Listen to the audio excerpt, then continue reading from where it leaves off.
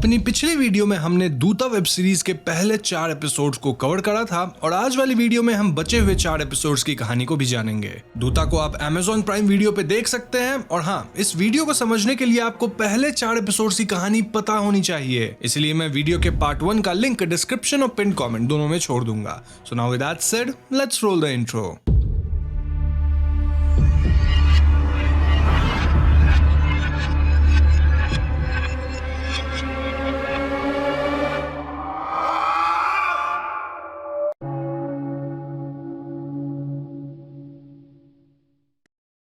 तो 5वें एपिसोड की शुरुआत में क्रांति की टीम सागर के फार्म हाउस के बगल वाले कंपाउंड में खुदाई कर रहे होते हैं, जहां उन्हें ए यानी सागर के डॉगी की मृत शरीर मिलती है। जी हां दोस्तों, वहां कोटी की लाश नहीं थी और ऐसे में क्रांति अब डाउट में आ जाती है कि क्या अब तक के उसके सारे डिडक्शंस सही भी हैं, क्या वो सही रास्ते में सोच भी रही है। वहीं दूसरी तरफ सागर अपनी बेटी का अंतिम क्रियाक्रम कर रहा होता है जब वो फिर से येलो रेनकोट वाले इंसान को बाइक पे देखता है। सागर उसकी तरफ बढ़ता है और ऐसे में ये इंसान भाग जाता है। ऑल्दो इस बार सागर बाइक का नंबर जरूर देख लिया था ना। उस दिन सागर के घर अमृता एक पार्सल भिजवाती है जिसके अंदर उसके कोख में मारा गया बच्चा था। जी हाँ, इस पार्सल के साथ एक नोट भी था सेइंग कि ये सागर का बच्चा है, कंफर्म करना है तो डीएनए टेस्ट करवा लो। अब जैसे ही प्रिया को इस बारे में पता चलता है, वो सागर पे एकदम भड़क जाती है क्योंकि सागर उसको चीट किया है और इसीलिए प्रिया घर छोड़ के अपने पापा के घर चली जाती है। इस घटना के बाद सागर एकदम पागल सा हो गया था और उसके कमरे में भी हम सिर्फ फटे हुए पेपर्स देख पाते हैं। सागर यहाँ येलो रेनकोट वाले इंसान का बाइक नंबर से उसे ट्रेस कर लेता है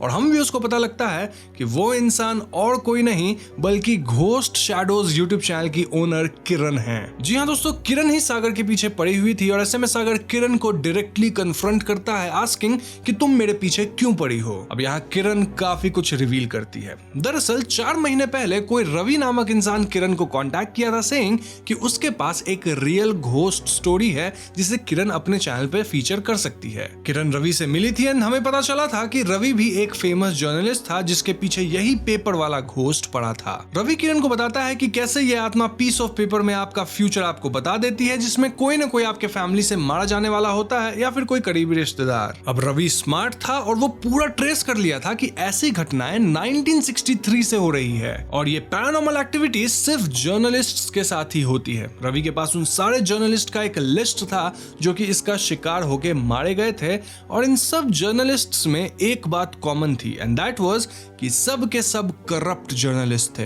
रवि के घर के सारे लोग मारे जा चुके थे और अब रवि की ही बारी थी, इसलिए वो किरण को सब कुछ बता देना चाहता था। रवि ये तक ऐड करता है कि अगर विक्टिम किसी बाहरी इंसान से कांटेक्ट करता है तो वो बाहरी इंसान भी इस कर्स के चपेट में आ जाएगा। फॉर एग्जाम्पल, रवि अभी किरण से मिला है तो इट्स पॉसिबल कि किरण के साथ भी कुछ बुरा हो। अब ऑब्वियसली किरण इन बातों को पूरी तरह तो नहीं मानती, स्टिल वो रवि से उसका सारा रिसर्च फाइल्स ले लेती है ताकि उस पे खुद स्टडी कर सके। फिर अगले दिन अचानक से किरण को रवि का वॉइस मैसेज आता है जहां वो कह रहा था कि मुझे सारा जवाब मिल गया है। अब जब तक किरण भाग के रवि तक पहुंचती, वो पाती है कि रवि खुद को मार लेता है। Now the surprising part was कि रवि के हाथ में एक और न्यूज़पेपर का टुकड़ा था जिसमें किरण के मरने की खबर लिखी थी। स्टिल किरण को तो अब तक कुछ नहीं हुआ। ऐसा क्यों, वो आपको कहानी में आगे पता चलेगा। खैर, तो तब से ही किरण उन सारे लोगों को ट्रैक कर रही थी जो कि उसके हिसाब से इस कर्स के विक्टिम है। फॉर एग्जाम्पल, रवि के बाद वो चार्ल्स को फॉलो की एंड देन फिलहाल वो सागर को फॉलो कर रही है। किरण यहाँ सागर को रवि वाला पूरा रिसर्च फाइल दे देती है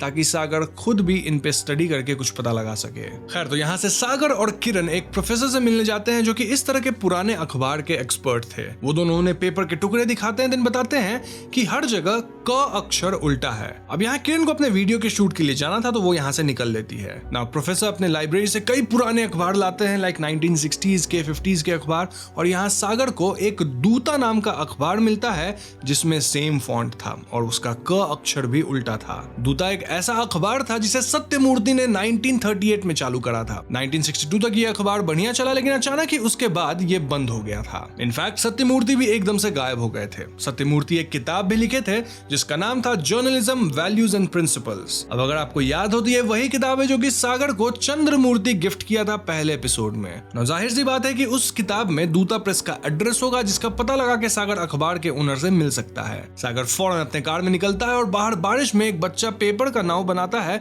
जो कि सागर के पास आता है और सागर के हाथ लगता है। इस पेपर में लिखा था कि घोस्ट शैडोज यूट्यूब चैनल की ओनर किरण एक हॉन्टेड हॉस्पिटल की तहकीकात करते वक्त किसी हादसे में मारी गई। सागर फौरन किरण को कॉल करता है लेकिन उसका फोन लग ही नहीं रहा था। दूसरी तरफ किरण अपने वीडियो के लिए एक अबैंडन्ड हॉन्टेड हॉस्पिटल वाले लोकेशन पे जाती है। यहाँ उसका ईएमएफ मीटर लगातार ब्लिंक करता है, यानी कुछ तो यहाँ बहुत असाधारण था। जब तक किरण कुछ समझ पाती है, यहाँ से निकल पाती, एक फायर एक्सटिंग्विशर अपने आप ऑन होकर उछलने लगता है और इससे बार बार धक्का खा के किरण एक नुकीली दीवार पे गिर के मारी जाती है। जब तक सागर इस हॉस्पिटल तक पहुंचता, किरण मर चुकी थी और यहीं पे 5वां एपिसोड खत्म। अब छठे एपिसोड की शुरुआत में हम क्रांति और रंगा को देखते हैं जो कि अब भी कोटी को ही ढूंढ रहे थे। यहाँ क्रांति नोटिस करती है कि जहाँ वो खुदाई किए थे वहाँ कुछ बरगद के पेड़ की जड़ें थी। ना यूजुअली बरगद के पेड़ की जड़ 15 फीट नीचे होती है, जबकि इन्हें कुत्ते का शरीर सिर्फ 5 फीट पे मिल गया था। यानी इट्स क्वाइट पॉसिबल कि कोटी को कुत्ते से भी 10 फीट नीचे दफनाया गया होगा और जो दफना रहा होगा उसे बरगद की जड़ें मिली होंगी जिन्हें वो काट के यहीं बाहर छोड़ गया। ना ये डिडक्शन सही था क्योंकि सागर यही किया था, जहाँ वो कोटी को काफी नीचे दफनाया था एंड देन कुत्ते को उसके ऊपर, ताकि पुलिस कुत्ते की लाश को पाकर खोदना बंद कर दे। लेकिन क्रांति अब समझ गई थी, तो ऐसे में क्रांति वापस से खुदाई शुरू करवाती है। दूसरी तरफ सागर को जर्नलिज्म वाली किताब पे दूता प्रेस का एड्रेस मिल जाता है और वो वहां तक पहुंचता है। इस जगह पे उसे वही स्टूडेंट सत्या मिलता है जो कि सागर की कंपनी में काम करना चाहता था और सत्या का नाम उसके दादाजी के नाम सत्यमूर्ति पे ही रखा गया था, जो कि 1938 में दूता प्रेस को स्टार्ट किए थे। अब सत्या के दादा सत्यमूर्ति तो इस दुनिया में नहीं रहे, लेकिन सत्या के पिता जरूर जिंदा थे, who is none other than Chandramurti. जी हाँ दोस्तों, चंद्रमूर्ति यहाँ सागर को देखकर गुस्सा हो जाते हैं क्योंकि सागर एक करप्ट जर्नलिस्ट है और ऐसे लोगों को वो अपने घर में नहीं आने देते। यहाँ सागर और चंद्रमूर्ति में बहस हो जाती है और ऐसे में चंद्रमूर्ति फाइनली पास्ट की कुछ बातें बताता है। तो यहाँ से कहानी सीधा 1962 पे चली जाती है। तो 1962 में हम सत्यमूर्ति जी को देख पाते हैं जो कि अपनी किताब जर्नलिज्म वैल्यूज एंड प्रिंसिपल्स को लॉन्च कर रहे थे। यहाँ सत्यमूर्ति जी के दोस्त राघवैया भी उनके साथ थे जो कि वहाँ के विधायक थे। राघवैया जी बताते हैं कि कैसे ब्रिटिश राज के समय से ही वो और सत्यमूर्ति जी दोस्त रहे हैं और दोनों मिलकर अंग्रेज के खिलाफ लड़े थे। उस टाइम सत्यमूर्ति जी के दूता अखबार को अंग्रेज बंद भी करना चाहते थे क्योंकि इस अखबार में हमेशा सच्ची बातें लिखी जाती थी अंग्रेजों के खिलाफ। लेकिन सत्यमूर्ति जी राघवैया के साथ मिलकर अपनी प्रिंटिंग मशीन लाइट हाउस में छिपाए थे जहां से वो अखबार प्रिंट करना जारी रखे। हम समझ पाते हैं कि सत्यमूर्ति बहुत ही ईमानदार जर्नलिस्ट हैं और उनका अखबार दूता काफी रेप्यूटेड था और राघवैया भी एक बहुत ही अच्छे विधायक थे। सत्यमूर्ति कहते हैं कि राघवैया जैसे पॉलिटिशियंस अच्छे हैं जो कि जनता की सेवा करना चाहते हैं, लेकिन आजकल कुछ पॉलिटिशियंस बस पैसे कमाना चाहते हैं, पावर चाहते हैं और कुछ जर्नलिस्ट भी चंद पैसों के लिए बिक जाते हैं। तो इसलिए मैंने ये किताब लिखी है जिसे पढ़ के आने वाले जर्नलिस्ट भी प्रेरित होकर सही मार्ग पे चलेंगे। खैर, स्पीच के बाद हम भूपति नाम के एक इंसान से मिलते हैं जो कि सत्यमूर्ति का सबसे भरोसेमंद एम्प्लॉय था। देन हम चक्रपाणी नाम के इंसान से भी मिल पाते हैं जो कि आने वाले चुनाव में राघवैया के खिलाफ खड़ा होने वाला था और उसकी पार्टी का नाम था प्रजावाकू। एनीवेज, इसके बाद सत्यमूर्ति अपनी बीवी के साथ घर जा रहे होते हैं जब भूपति इन दोनों को तिरुपति दर्शन के टिकट्स देता है। भूपति का कहना था कि सत्यमूर्ति अपने परिवार के साथ कहीं बाहर ही नहीं जाते,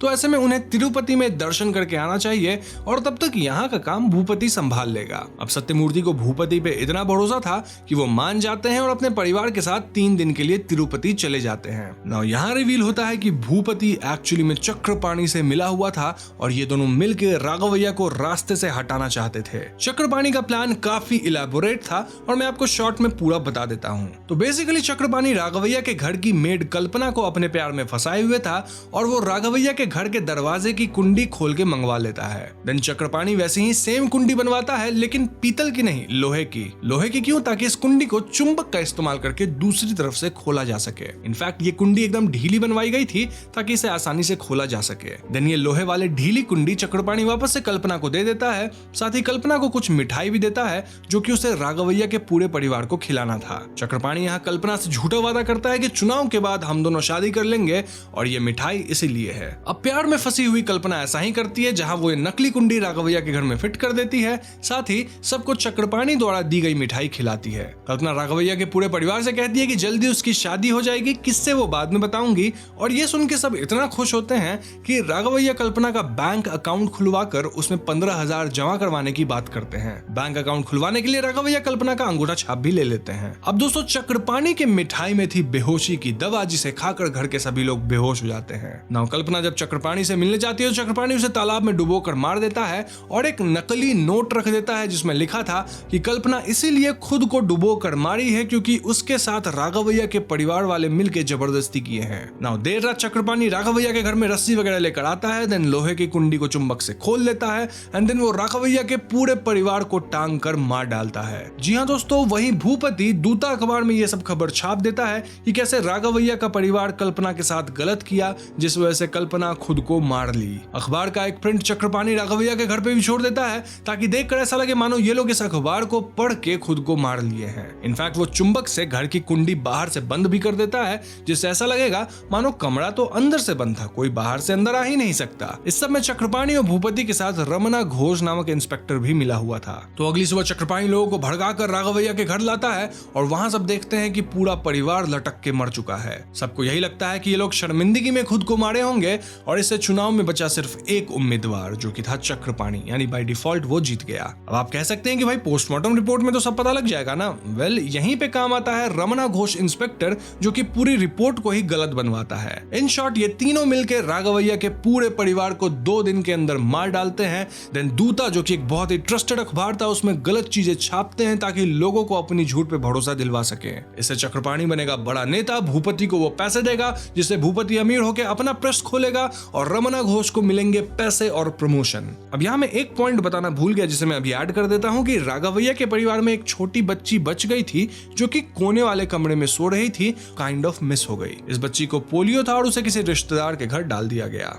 नाउ इस खतरनाक प्लान का सिर्फ आखिरी पार्ट बचा था व्हिच वाज कि सत्यमूर्ति और उसकी बीवी के आने से पहले ऐसे नकली प्रूफ्स लाओ जिससे सत्यमूर्ति को भी लगे कि राघवैया ही गलत था। लेकिन दिक्कत तब होती है जब सत्यमूर्ति जी तिरुपति से एक दिन पहले ही आ जाते हैं और उन्हें सब कुछ मालूम हो जाता है। वो भूपति चक्रपाणी और रमना घोष की बातें भी सुन लेते हैं एंड डिसाइड्स कि अगले दिन दूता अखबार में वो इन तीनों को पूरी तरह एक्सपोज कर देंगे। अब सत्यमूर्ति जी से गलती ये हो जाती है कि जहां वो छुप के इन तीनों की बातें सुन रहे थे वहां उनका किताब जर्नलिज्म वाला गिर के रह जाता है, जिसे देख भूपति समझ जाता है कि सत्यमूर्ति को सब पता लग गया है क्योंकि वो यहाँ आए थे। ऐसे में भूपति ऑफिस जाके सत्यमूर्ति को खोजता है जहां वो नहीं थे। देन वो लाइट हाउस जाता है जहां सत्यमूर्ति अपने पुराने प्रेस वाले मशीन से खबरें छाप रहे थे। यहाँ भूपति, रमना घोष और चक्रपाणी मिलकर सत्यमूर्ति जी को भी मार डालते हैं। इसके बाद वो लोग सत्यमूर्ति की बीवी और बच्चे को धमकाते हैं कि समाज में बोल दो कि आपके पति लापता हो गए वरना आपको भी मार देंगे। अब सत्यमूर्ति की बीवी के पास कोई और उपाय नहीं था तो उन्हें ऐसा ही करना पड़ता है और तभी से दूता अखबार भी बंद हो गया।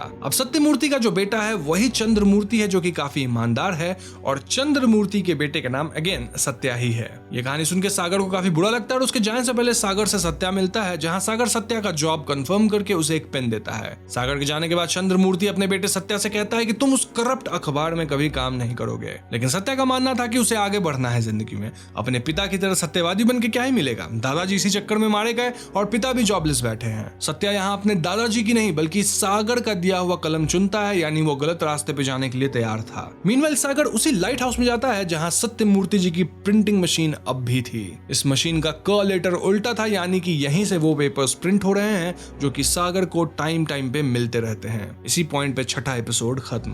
अब 7वें एपिसोड की शुरुआत में सागर को वही प्रिंटिंग मशीन के पास एक और पेपर का टुकड़ा मिलता है जहां लिखा था कि 16 नवंबर 2022 को एक अनजान व्यक्ति सागर की बीवी प्रिया को, हाँ बस इतना ही लिखा था। प्रिया के साथ क्या हुआ ये फटे पेज में क्लियरली दिख नहीं रहा था। ऑल्दो यहाँ उस अनजान व्यक्ति का फोटो भी था जो कि प्रिया पे मोस्टली अटैक किया होगा। अब आज 15 नवंबर था, यानी कल ही ये हादसा होने वाला था। दूसरी तरफ क्रांति और रंगा की टीम को गहरा खोदने पे कोटी की लाश मिल जाती है, लेकिन इस लाश को पहचानना थोड़ा मुश्किल था, इसलिए लाश को डीएनए और पोस्टमार्टम के लिए भेज दिया जाता है। अब अगले सीन में हम कोटी की बीवी को देखते हैं जो कि इंस्पेक्टर अजय घोष के घर गई थी अपने पति के बारे में पता करने। यहाँ घोष झूठ बोल देता है कि तुम्हारा पति आर्म्स डीलिंग में अंदर गया, मैं उसे निकलवा सकता हूं बाहर, लेकिन उसके लिए तुम्हें मुझे खुश करना होगा। कैसे ये आप व्यूअर्स समझ ही गए होंगे। ये सुन के कोटी की बीवी घबराने लग जाती है और तभी सीन स्विच होकर सागर पे आता है जो कि डायरेक्टली क्रांति के ही घर पहुंच चुका था। यहाँ सागर क्रांति को सब सच बताता है, लाइक चार्ल्स उसके सामने खुद को गोली मारा, देन उसने ही कोटी को दफनाया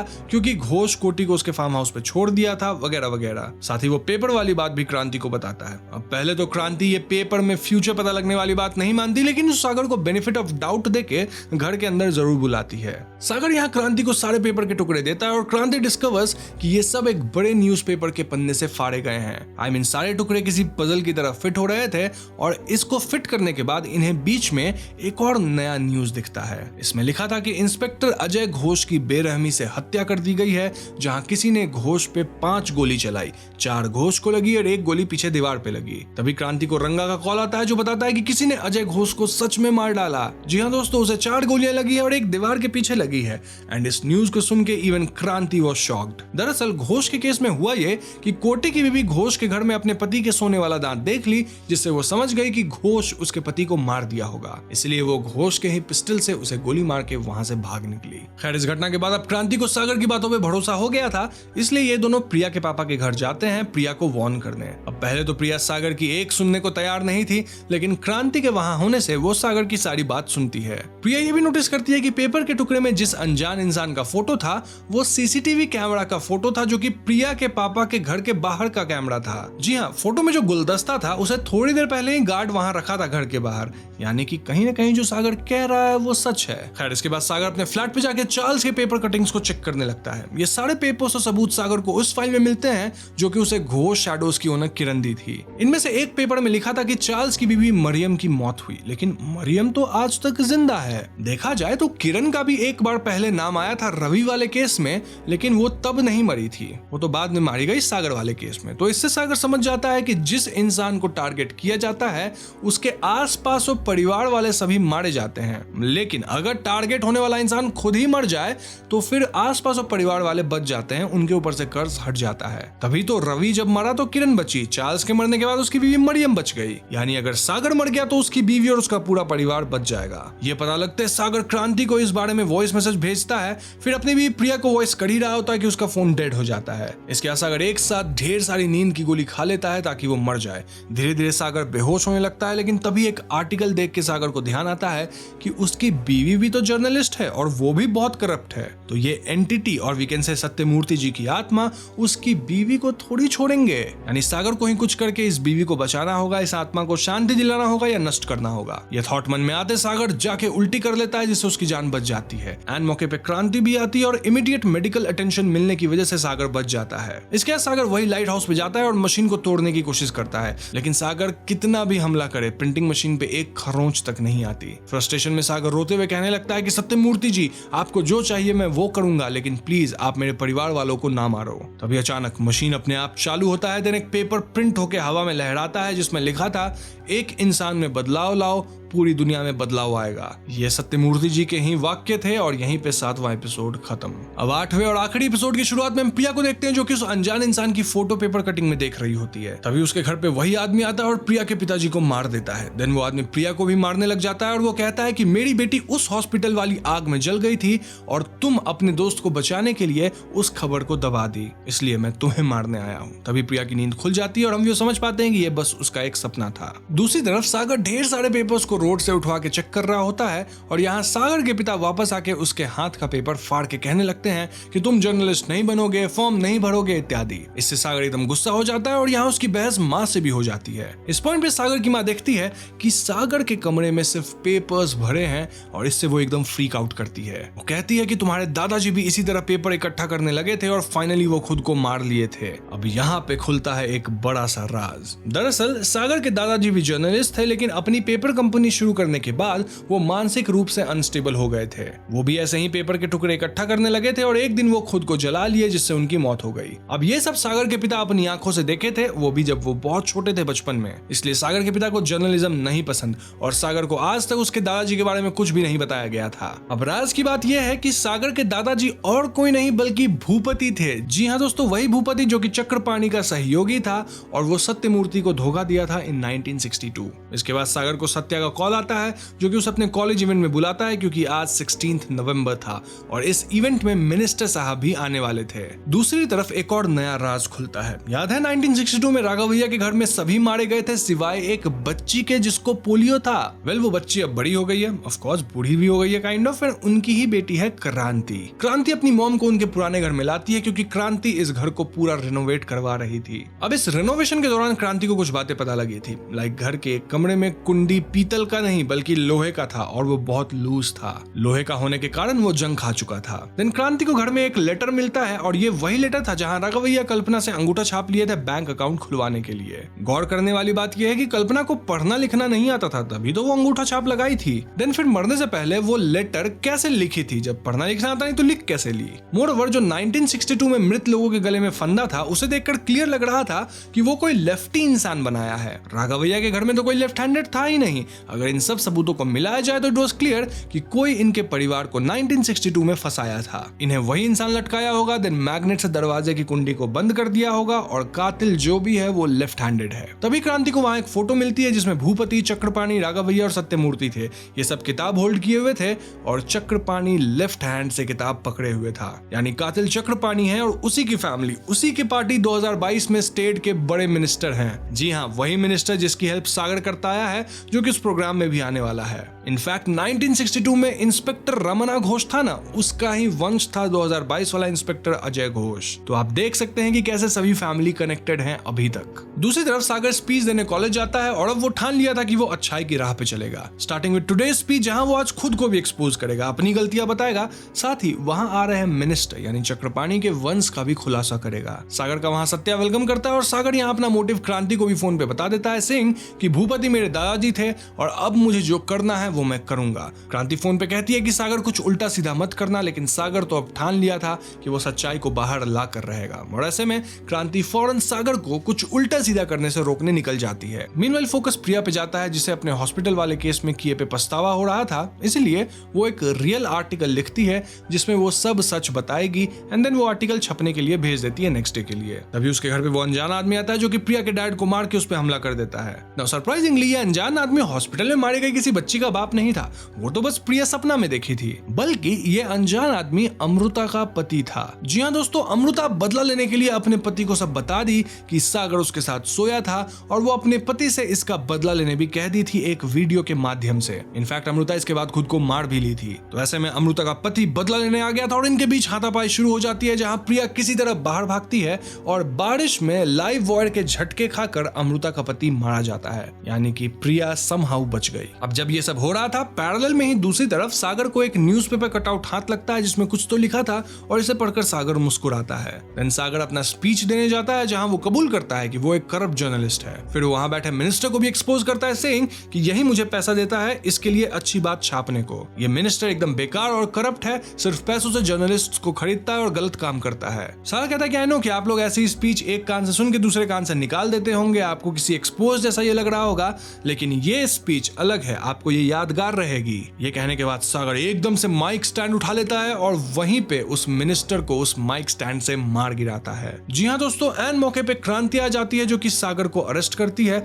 लेकिन तब तक मिनिस्टर का काम हो गया था। वहां क्रांति को सागर के हाथ में एक पेपर कटिंग मिलता है जिसमें लिखा था कि सागर ने मिनिस्टर को बेरहमी से मारा। तो अब समझे, इसी को पढ़ के सागर स्माइल कर रहा था, यानी उसको काइंड ऑफ हिंट मिला कि उसे क्या करना है। मीनवाइल ये सारी खबर चंद्रमूर्ति न्यूज पे देखता है और तभी उसे समाचार कंपनी के ओनर का कॉल आता है। ओनर कहता है कि सागर रिकमेंड किया है कि आपको चीफ एडिटर बनाया जाए। नाउ चंद्रमूर्ति का बेटा सत्या भी ये सब देख के चेंज हो गया था और अब वो सही राह पे चलेगा, यानी अपने दादाजी और पिताजी की राह पे वो चलेगा, सच्चाई की राह पे। एंड देन सत्या अपने दादाजी का कलम चुनता है। देखा जाए तो सागर ने कईयों की जिंदगी बदल के उन्हें सही राह पे लाया है। इनफैक्ट सत्या का तो वो 100% बदला ही है जिंदगी, और यही वजह है कि सागर के परिवार से अब ये कर्ज उतर चुका था। इनफैक्ट हम देखते हैं कि लाइट हाउस में वो प्रिंटिंग मशीन अपने आप ही टूट जाता है। अब यहाँ से सीन कुछ दिन आगे का आता है जहाँ सागर जेल में है और वहाँ प्रिया सागर से मिलने आती है। प्रिया के हाथ में उनका नवजात शिशु है जिसे देख सागर खुश होता है। प्रिया कहती है कि हम तुम्हें जल्दी बाहर निकलवा लेंगे इस बुनियाद पे कि तुम मेंटली बहुत डिस्टर्ब थे उस पीरियड में। इनफैक्ट उसी पीरियड में तो इनकी बेटी भी मारी गई थी ना, जो कि एक बहुत बड़ा शौक था।